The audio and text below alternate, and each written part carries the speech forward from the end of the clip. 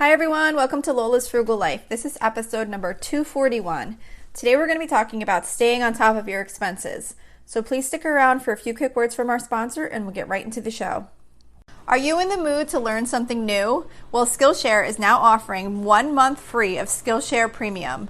Unlock a passion, side hustle, or new professional skill with thousands of classes in design, business, and more. Start your 1 month free trial now by using the link within the podcast notes for this episode. There's no commitment and you can cancel at any time. So why not go ahead and learn a new skill that you have always wanted to have? So today I wanted to talk about staying on top of your expenses, because I have found that if we want to be able to stick to our budgets, one of the most important things that needs to be done is to have a good method for tracking expenses on a regular basis.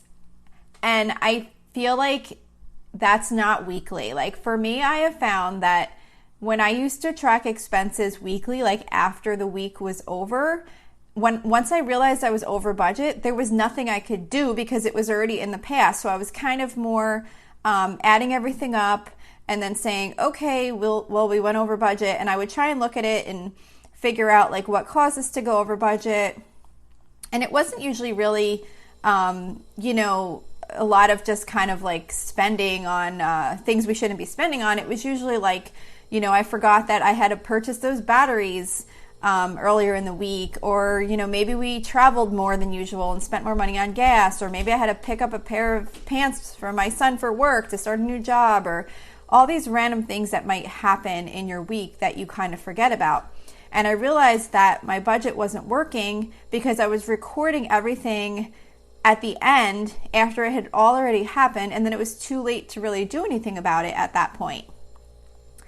I would be thinking that I was doing great because I would forget about those little things a day or two after they happened, and then by the time it was time to add everything up, there was all this extra stuff that I had completely forgotten about, and it all added up to too much, so that it wound up making us go over budget.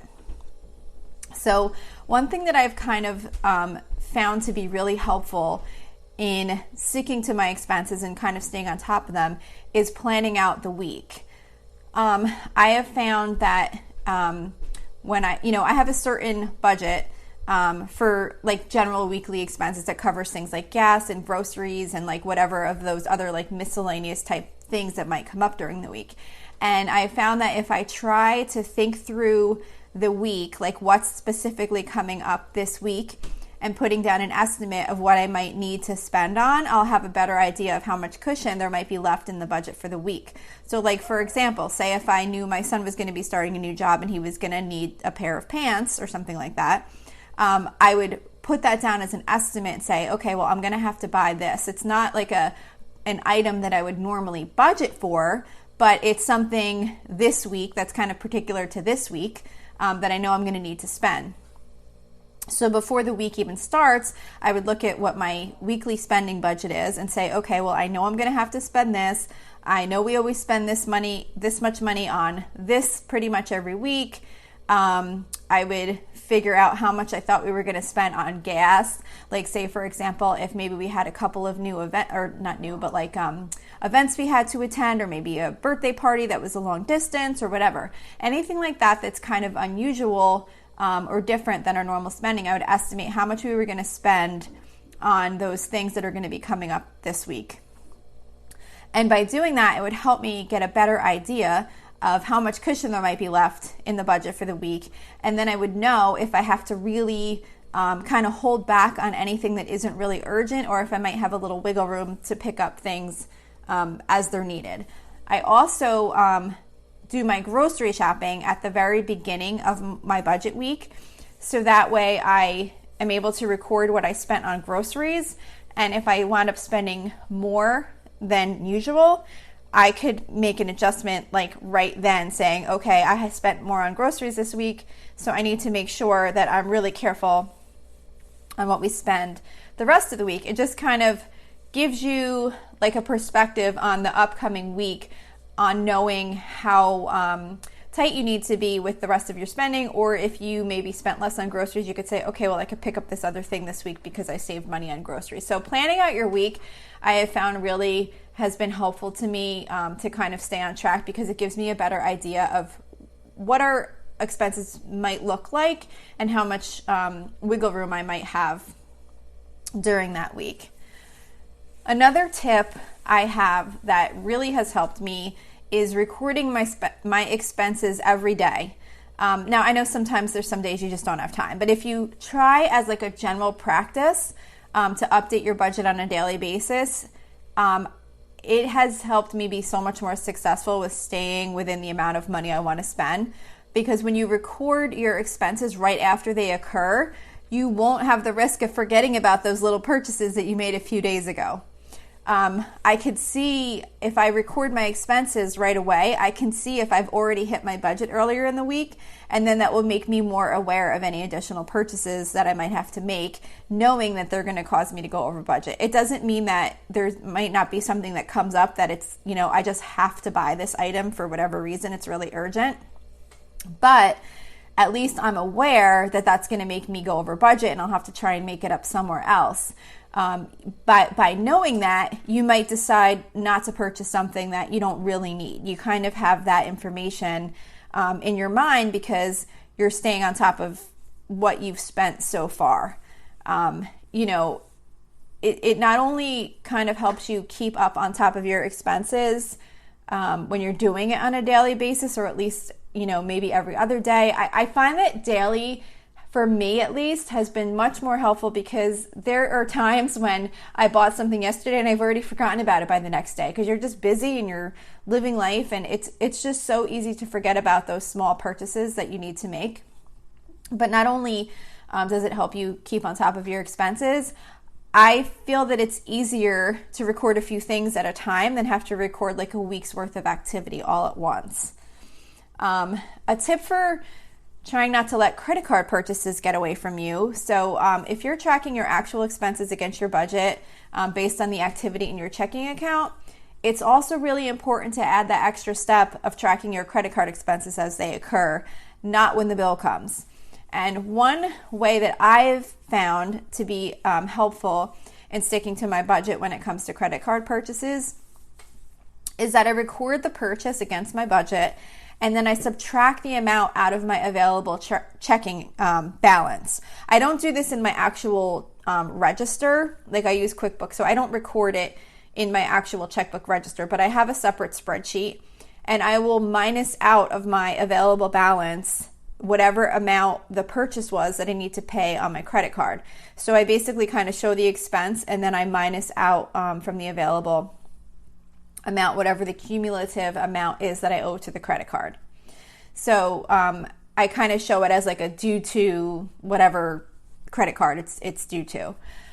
And then that way, when the bill comes, that amount of cash has already been set aside for all the purchases that I made on the credit card. So it's kind of like as if I spent the cash, because I'm kind of deducting that cash from my available balance. But I'm still using the credit card, and I'm able to get the rewards that I'm looking to get, which is the reason why I'm using the credit card.